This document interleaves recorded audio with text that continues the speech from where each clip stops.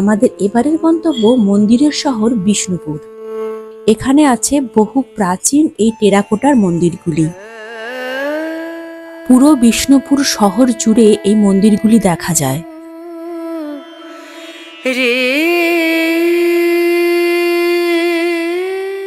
আমরা বিষ্ণুপুরের এই মন্দিরগুলি ঘুরে দেখব।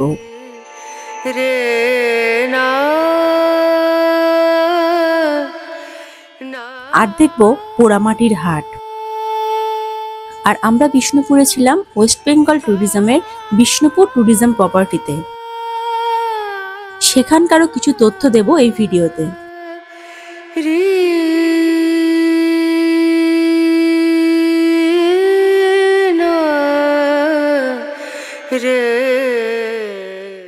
চলুন বেরিয়ে পড়া যাক এক সময়ের মল্লভূমির উদ্দেশ্যে, যেখানে মল্ল রাজারা শাসন করতেন।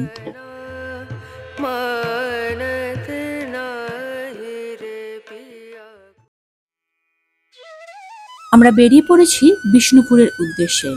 এখন আমরা আছি মুকুটমণিপুরে। মুকুটমণিপুর থেকে আমরা যাব বিষ্ণুপুর। আমরা আগের দিন এসেছিলাম মুকুটমণিপুরে। সারাদিন আমরা মুকুটমণিপুরে ঘুরেছি, তার ভিডিও আমাদের চ্যানেলে আছে, চাইলে দেখতে পারেন। আর ছিলাম সোনাঝুরি প্রকৃতি ভ্রমণ কেন্দ্রে WBFDC-র, সে ভিডিও আছে, চাইলে তাও দেখে নিতে পারেন।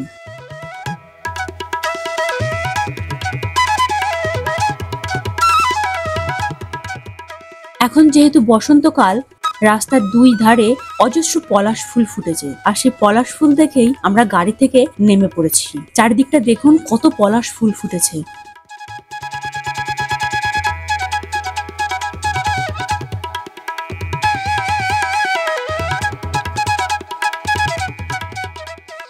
পলাশ গাছের গোড়ায় মাটির ওপরে অনেক ফুল পড়ে আছে, সেখান থেকেই কটা কুড়িয়ে নিলাম। পুরুলিয়া, বাঁকুড়া এই সমস্ত অঞ্চলে এই বসন্তকালে প্রচুর পলাশ ফুল ফোটে।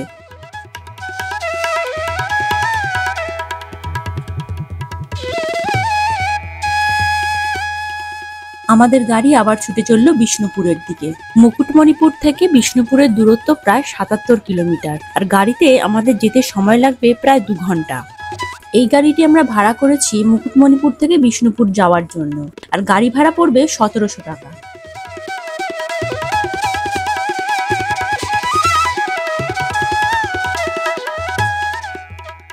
কলকাতা থেকে বিষ্ণুপুরের দূরত্ব প্রায় ১৪০ কিলোমিটার। হাওড়া থেকে বিষ্ণুপুর পর্যন্ত ট্রেনেও আসা যায়। চাইলে আপনারা হাওড়া থেকে ট্রেন ধরে বিষ্ণুপুর স্টেশন পর্যন্ত চলে আসতে পারেন। রাস্তার দুই পাশে সবুজ গাছপালা, আর তার ঠিক মাঝখান দিয়ে আমাদের গাড়ি ছুটে চলেছে। তবে মাঝে মাঝে এই আগুন রঙা পলাশ ফুলগুলো দেখা যাচ্ছে। আর রাস্তার অবস্থাও কিন্তু খুব ভালো। রাস্তার দুপাশে শুধুমাত্র গাছপালাই দেখা যাচ্ছে, এখানে কোনো বাড়িঘর নেই।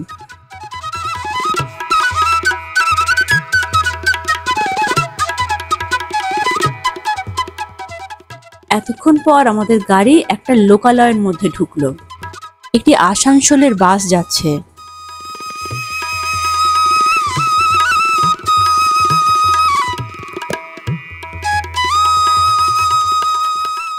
এই সবুজ বোর্ডটিতে লেখা আছে হাতিরামপুর।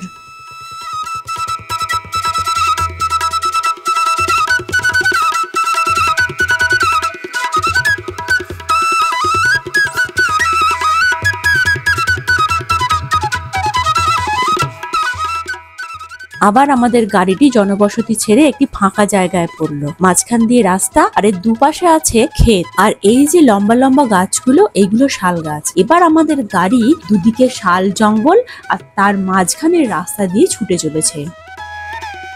এখন বসন্তকাল, শাল গাছেও ফুল এসেছে, আর সেই ফুলের গন্ধ আমাদের নাকে লাগছে। এর আগে কখনো শাল ফুলের গন্ধ আমি শুকিনি।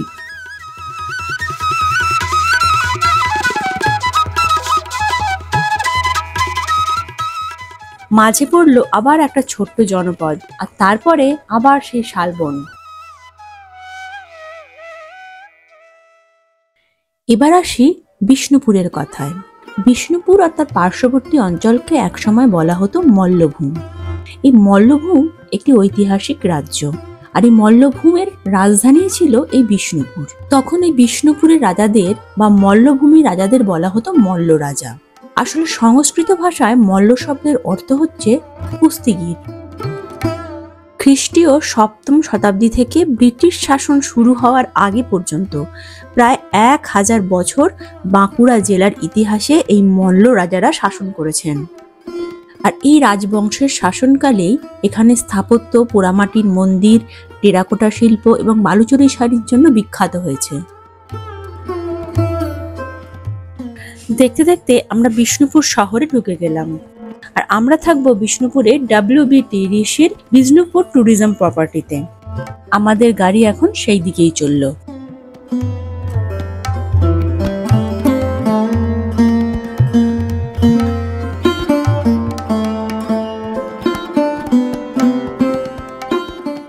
আমরা চলে এসেছি বিষ্ণুপুর ট্যুরিজম প্রপার্টিতে। সামনেই দেখুন গাড়ি পার্কিং এর একটা বিশাল জায়গা আছে। এখানকার গেটটি টেরাকোটার মন্দিরের আদলেই তৈরি হয়েছে। প্রপার্টির ভিতরটা ঠিক এই রকম।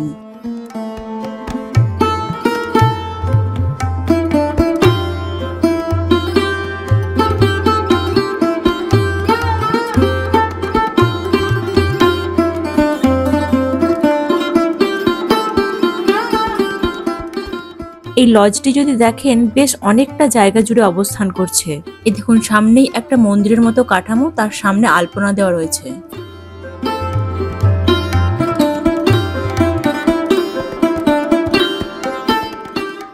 আর গ্রাউন্ড ফ্লোরেও এখানে অনেকগুলি রুম আছে। West Bengal tourism development corporation লিমিটেডের যেটা অফিসিয়াল ওয়েবসাইট আছে সেখান থেকে আপনি এটা বুক করতে পারেন।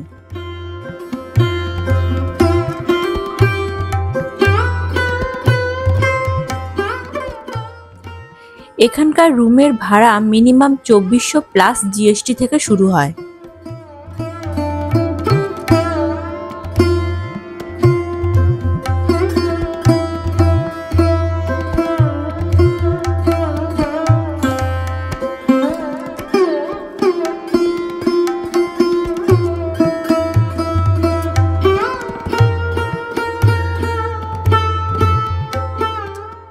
এই জায়গাটি হচ্ছে রিসেপশন। আর সামনেই দেখতে পাচ্ছি 3টি বাঁকুড়ার ঘোড়া দাঁড়িয়ে আছে।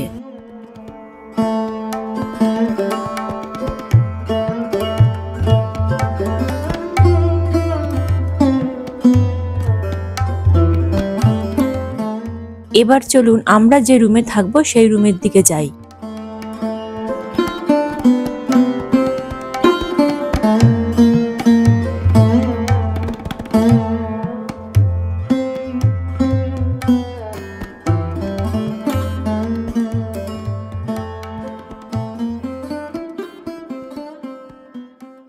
আচ্ছা, এই যে করিডোর দেখতে পাচ্ছেন, এই করিডোর দিয়ে আমরা এসেছি। এদিকটাই রিসেপশন, আর এই সামনে রয়েছে আমাদের ডাইনিং হল। এইখানটাতে সামনে রয়েছে ডাইনিং হল, আর ডাইনিং হলের পাশেই এই হচ্ছে 112 নম্বর রুম। এই রুমে আমরা থাকবো। এবার আপনাদের দেখাচ্ছি। রুমের মধ্যে অলরেডি আমাদের বাকি সব পরিবারের সবাই রয়েছে। এবার রুমটা আপনাদের দেখিয়ে দিচ্ছি। আচ্ছা, এই হচ্ছে বেড। 3 জন শুতে পারবে, আমরা 3 জন আছি, 3 জন থাকতে পারবে। আচ্ছা, বেডের পাশেই সাইড টেবিল। আচ্ছা, 2টো জলের বোতল দিয়েছেন, গ্লাস আছে, রিমোট রয়েছে। এখানে তো এইসব টুকটাক জিনিসপত্র রাখার জন্য সাইড টেবিল রয়েছে, একটা টি টেবিল দিয়েছে। আর এখানে রয়েছে একটা সরে যাও, একটা ওয়ার্ডরোব দিয়েছে। মোটামুটি আমাদের একটা ব্যাগ অলরেডি ভেতরে ঢুকে গেছে। এই হচ্ছে ওয়ার্ডরোবের অবস্থা। ঠিকঠাক জিনিসপত্র রাখা যাবে। 43 ইঞ্চি টিভি, প্রায় একটা LG বড় টিভি রয়েছে এখানে। আর এই রয়েছে মিরর। আচ্ছা, এখানে কিছু ইলেকট্রিক কেটলি আছে চা তৈরির জন্য, দুধ, টি ব্যাগস, চিনি সবই রয়েছে, চামচ রয়েছে, চায়ের কাপ, প্লেট সবই রয়েছে। আর এখানে 2টো তোয়ালে দেওয়া আছে। আচ্ছা, এখানে ইলেকট্রিক কেটলির পয়েন্টও রয়েছে। আর এই দিকে রয়েছে জানালা। জানালাটা এদিকে বিশেষ দেখার কিছু নেই। এদিকটাতে, তাই পর্দা টাঙিয়ে দিতে হবে, পর্দাটা সবসময় টেনে রাখতে হবে। এদিকেও তেমন বিশেষ দেখা দর্শনীয় কিছু নেই, এটাও পর্দা দেওয়া রয়েছে। আচ্ছা এইবার দেখি দিই, আচ্ছা এই রয়েছে এসি আর পাখাও রয়েছে, আর এইখানে রয়েছে কিছু ওয়াইফাই পাসওয়ার্ড রয়েছে এখানটাতে, এখানেও কিছুটা, এখানেও সুইচ বোর্ড রয়েছে। আর এটা হচ্ছে বাথরুম, বাথরুমটা একবার দেখিয়ে নিই। এই যে কোমোড আছে, পরিষ্কার পরিচ্ছন্ন। আচ্ছা আর এদিকে আপনার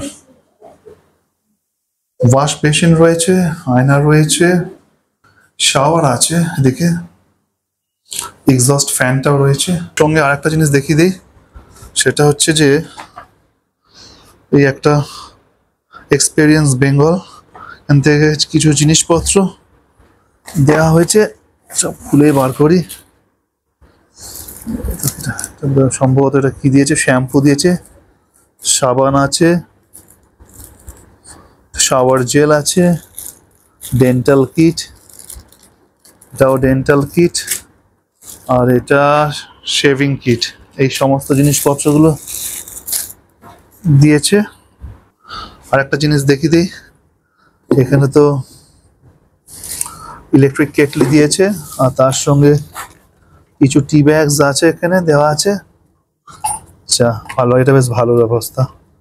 চায়ের কাপও আছে, গ্লাস আছে, গ্লাস বুঝি সরি প্লেট রয়েছে, মোটামুটি এগুলো সব দেওয়া হয়েছে। আর এখানে দুটো বেশ পরিষ্কার তোয়ালেও আছে দেওয়া। আর এই যে বালিশ আর বিছানার চাদর সব মোটামুটি ঠিকঠাকই আছে, বেশ নরম, বিছানা বেশ নরম আছে। আর এই হচ্ছে এখানকার মেনু কার্ড, চাইলে পজ করে দেখে নিতে পারেন এখানকার খাবারের দাম।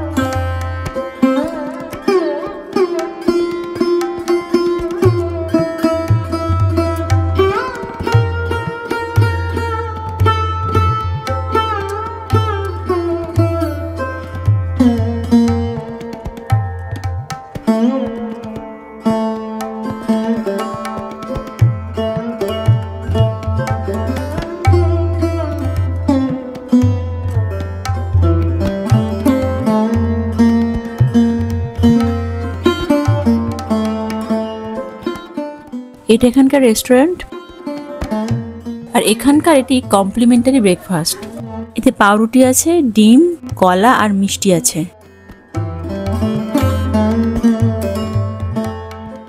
দুপুরে আমরা খেতে গিয়েছিলাম গৃহিণী নামে একটি রেস্টুরেন্টে।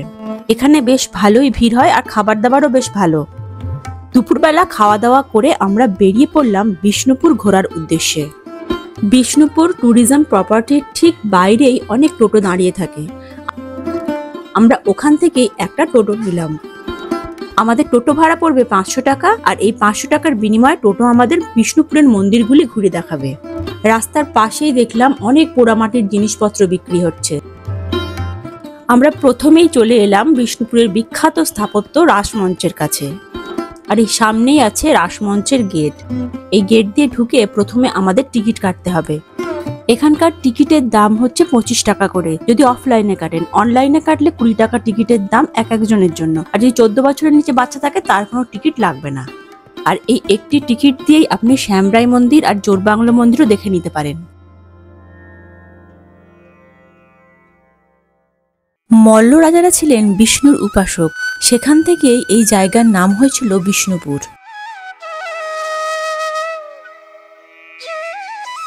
বিষ্ণুপুরের রাসমঞ্চ একটি অদ্ভুত সুন্দর স্থাপত্য শৈলী। ল্যাটেরাইট পাথর দিয়ে তৈরি এই রাসমঞ্চের চূড়াটি পিরামিড আকৃতির। চূড়ার মূলে 4টি করে দোচালা আর প্রতিটি কোণে একটি করে 4 চালা রয়েছে। মল্ল রাজা বীর হাম্বির আনুমানিক ১৬০০ খ্রিস্টাব্দে এই মঞ্চটি নির্মাণ করেন। ১৬০০ থেকে ১৯৩২ সাল পর্যন্ত রাস উৎসব আয়োজিত হয়েছে এই মন্দিরে। আর রাস উৎসবের সময় সমস্ত মন্দির থেকে বিগ্রহদের আনা হতো এই রাসমঞ্চে। এই রাসমঞ্চে এখন কোনো বিগ্রহ নেই। আর এই মঞ্চটি দেখার জন্য এখানে কিন্তু বছরে অনেক পর্যটক আসেন।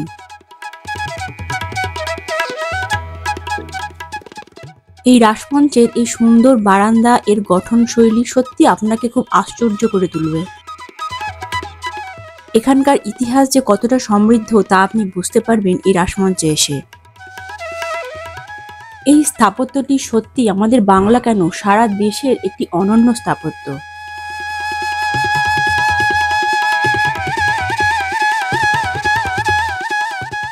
এবার চললাম রাসমঞ্চের ভিতর দিকে কি আছে দেখার জন্য।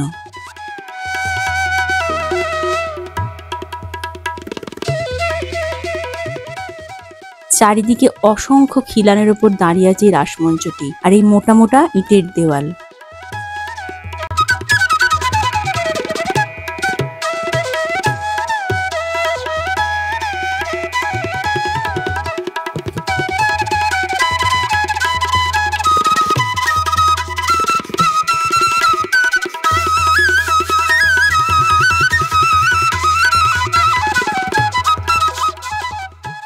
রাসমঞ্চটির ওপর থেকে দেখলে দেখতে পাবেন একটি সবুজে মোড়ানো সুন্দর বাগান মতো করা আছে, আর এখানে বেশ ফুল ফুটে আছে। রাসমঞ্চ দেখে আমাদের টোটো আবার ছুটল বিষ্ণুপুর শহরের মধ্যে দিয়ে। বিষ্ণুপুরে রাজাদের বলা হতো মল্ল রাজা। সামনের এই যে স্থাপনাটা দেখতে পাচ্ছেন, এটিকে কেউ কেউ বলেন এটি ছিল গুমঘর, আবার কেউ কেউ বলেন এটা নাকি জলের ট্যাঙ্ক ছিল। আমরা এবার যাচ্ছি বিষ্ণুপুরের বিখ্যাত শ্যামরাই মন্দির দেখার জন্য। আর এই মন্দিরে ঢোকার ঠিক দুপাশে বিভিন্ন রকমের জিনিসপত্র বিক্রি হচ্ছে, বিশেষ করে বিষ্ণুপুরের বিখ্যাত টেরাকোটার জিনিসপত্র। চাইলে এখানে ঘর সাজাবার অনেক জিনিসপত্রই পেয়ে যেতে পারেন। যে টিকিটটি আমরা রাসমঞ্চে কেটেছিলাম সেই টিকিটটি কিন্তু এখানে দেখাতে লাগবে।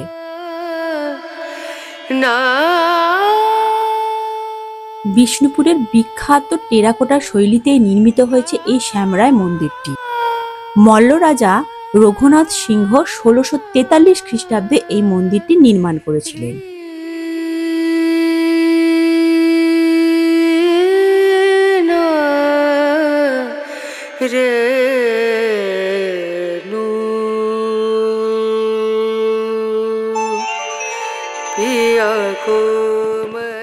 মন্দিরটি পঞ্চরত্ন মন্দির স্থাপত্য শৈলীতে নির্মিত। পঞ্চরত্ন মন্দির কি? এই পঞ্চরত্ন মন্দির হলো এক ধরনের স্থাপত্য শৈলী, যেখানে একটি মন্দিরের ছাদে ৫টি চূড়া থাকে, একটি প্রধান ও কেন্দ্রীয় চূড়া এবং তার চারপাশে ৪টি কোণে ৪টি অপেক্ষাকৃত ছোট চূড়া। এই ৫টি চূড়াকে রত্ন বলা হয়, তাই এই স্থাপত্য শৈলীকে পঞ্চরত্ন বলা হয়।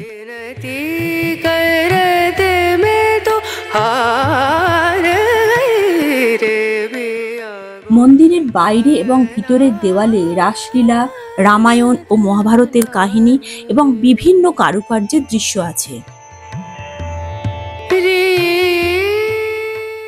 একবার এই মন্দিরের কারুকার্যগুলো ভালো করে লক্ষ্য করে দেখুন। পোড়া মাটি দিয়ে এত সুন্দর কারুকার্য করা হয়েছে যা বলে বোঝানো যাবে না। শিল্পী তার কত ধৈর্য এবং কত সময় দিয়ে তৈরি করেছেন এই মন্দিরটিকে। মল্ল রাজা রঘুনাথ সিংহ এই মন্দিরটি রাধাকৃষ্ণকেই উৎসর্গ করেছিলেন। এই মন্দিরের এই নিখুঁত কারুকার্য আর এই স্থাপত্য শৈলী থেকে বোঝা যায় যে এর ঐতিহাসিক গুরুত্ব কতখানি।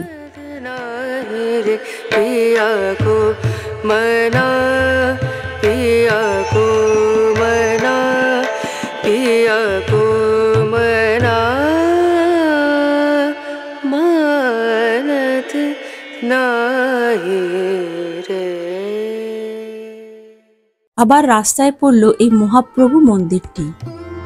মন্দিরটির প্রায় ভগ্নপ্রায় দশা, আর চারিদিকে বন জঙ্গলে ভরে উঠেছে।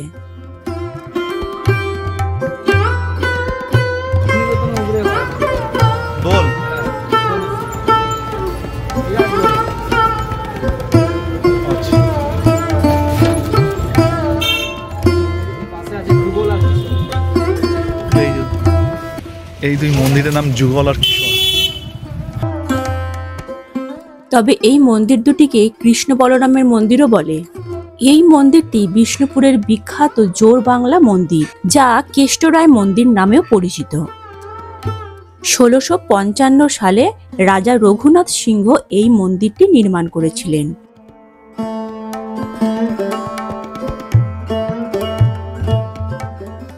এই মন্দিরটিতে দুটি দোচালা ছাদযুক্ত অংশকে পাশাপাশি জুড়ে একটি কাঠামোর সৃষ্টি করা হয়েছে, যার মধ্যে একটি অংশ বারান্দা আর অন্যটি মূল মন্দির হিসাবে ব্যবহৃত হয়।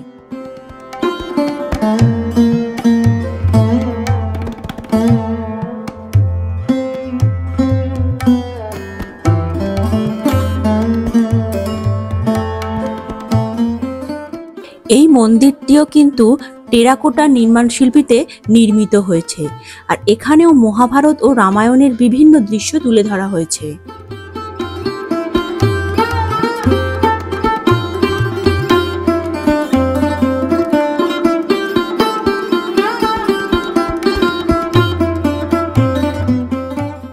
এই মন্দিরের সামনেও অসংখ্য টেরাকোটার দোকান আছে, এখানেও বিভিন্ন রকমের জিনিস বিক্রি হচ্ছে।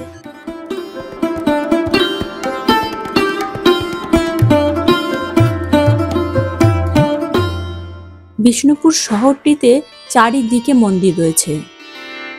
এবার আমরা চলে এসেছি বিষ্ণুপুরের রাধেশ্যাম মন্দিরে। এই মন্দিরটিতেও টেরাকোটার এক অনবদ্য কাজ দেখতে পাওয়া যায়।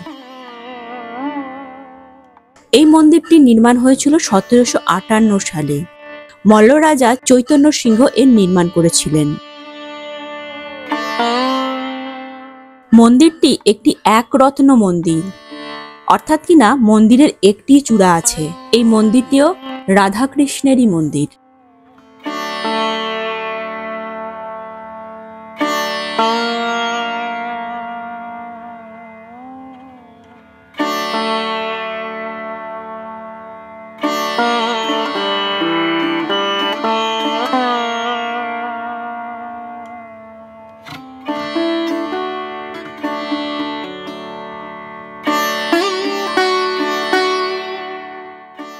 এখানে রাধাকৃষ্ণের বিগ্রহ আছে। বিষ্ণুপুরের অন্যান্য মন্দিরে কিন্তু ভগবানের বিগ্রহ কোথাও নেই। এই মন্দিরে এলে রাধাকৃষ্ণের বিগ্রহ দেখতে পাবেন।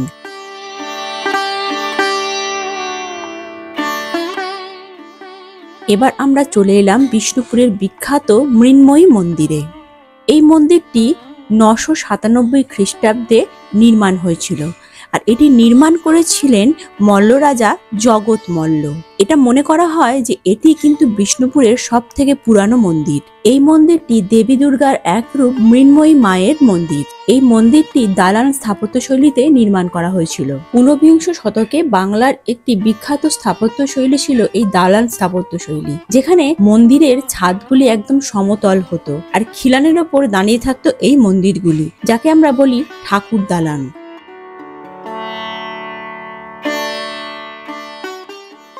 আমাদের টোটোওয়ালা দাদা বললেন এটি নাকি রাজবাড়ির ধ্বংসাবশেষ।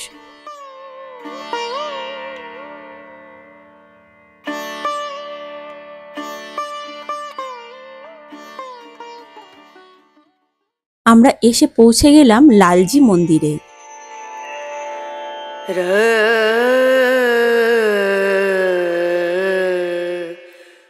সামনে একটি বড় বাগান আর একটি প্রশস্ত রাস্তা। এই রাস্তা দিয়েই আমরা চললাম মন্দিরের দিকে। 1658 খ্রিস্টাব্দে রাজা বীর সিংহদেব এই মন্দিরে স্থাপনা করেন। এই মন্দিরটিও কিন্তু একটি একরত্ন বিশিষ্ট মন্দির। বিষ্ণুপুর ঘুরে দেখতে দেখতে আকাশে কালো মেঘ এসে গেছে, আর এই চারিদিকে কালো মেঘে মনে হচ্ছে এক্ষুনি বৃষ্টি আসবে। তাও যেহেতু আমরা লালজি মন্দিরে চলেই এসেছি, তাই আমরা মন্দিরের ভিতর পর্যন্ত চলেই গেলাম। মন্দিরে বেশিক্ষণ আমরা দাঁড়াতে পারলাম না, তার আগেই বৃষ্টি নেমে গেল। আর এখন এখানে নির্মাণ কাজ চলছে। মন্দিরের বাগান থেকে আমরা আর রাস্তায় বেরোতেই পারলাম না। হঠাৎ করে খুব জোর বৃষ্টি নেমে গেল, আর আমরা বাগানের মধ্যে একটি চালায় দাঁড়িয়ে পড়লাম। এখন শুরু হয়েছে প্রবল বৃষ্টি, আর তার সঙ্গে শিল পড়ছে।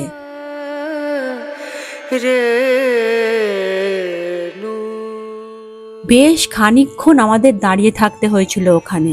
তারপর বৃষ্টি থামলো, আর আমাদের টোটো চালক দাদা যে কোথায় আছেন তাও আমরা জানি না। বৃষ্টি থামার পর আমরা চলে এলাম রাজবাড়ির পুরনো গেটে।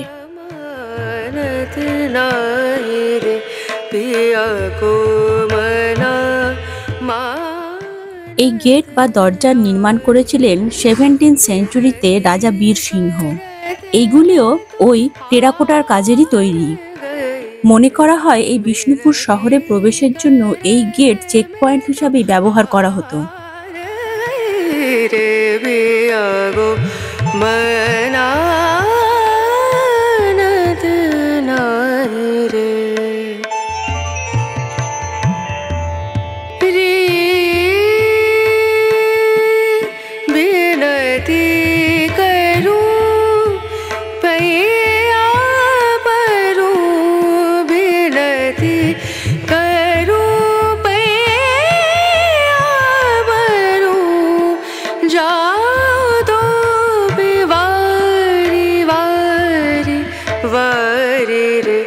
बेनती करत मैं तो हार गई रे बिया गो मनानत नाही रे बिया। এটি বিষ্ণুপুরের সর্বমঙ্গলা মন্দির। এবার আমরা চলে এলাম বিষ্ণুপুরের বিখ্যাত দলমাদল কামানের কাছে। এই দলমাদল কামানটি কিন্তু মল্লরাজাদের একটি অন্যতম গুরুত্বপূর্ণ সামরিক নিদর্শন। মল্লরাজাদের বীরত্ব আর পরাক্রমের প্রতীক এই কামানটি আজও কিন্তু তার ঐতিহাসিক গুরুত্ব নিয়ে বিষ্ণুপুরে দাঁড়িয়ে আছে। এই কামানটির ওজন প্রায় 296 মণ, যা কিনা 1840 কিলোগ্রাম। এটি প্রায় 3.8 মিটার লম্বা।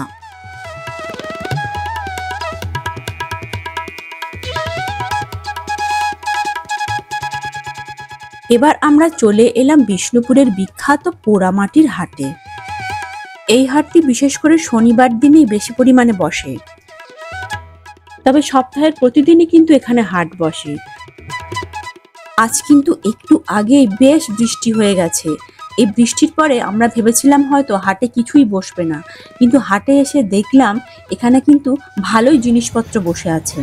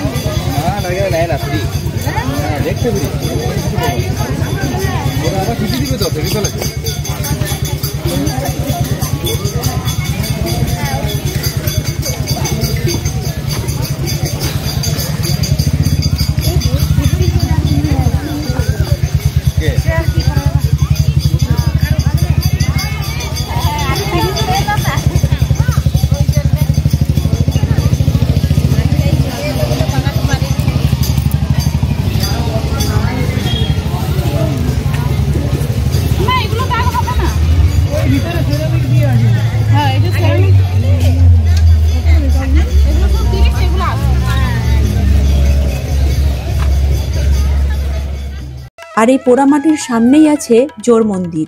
1726 খ্রিস্টাব্দে রাজা গোপাল সিংহ এই মন্দিরটি নির্মাণ করেছিলেন।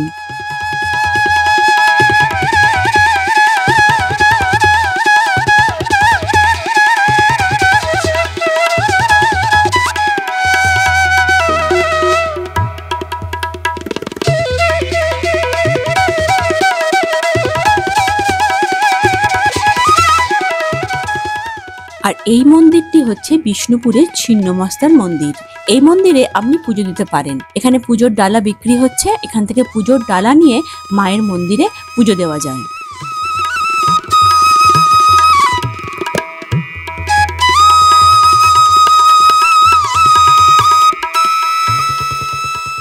আর সেই দিন রাত্রিবেলা আমরা টেস্ট অ্যান্ড রাইড থেকে বিরিয়ানি খেয়েছিলাম।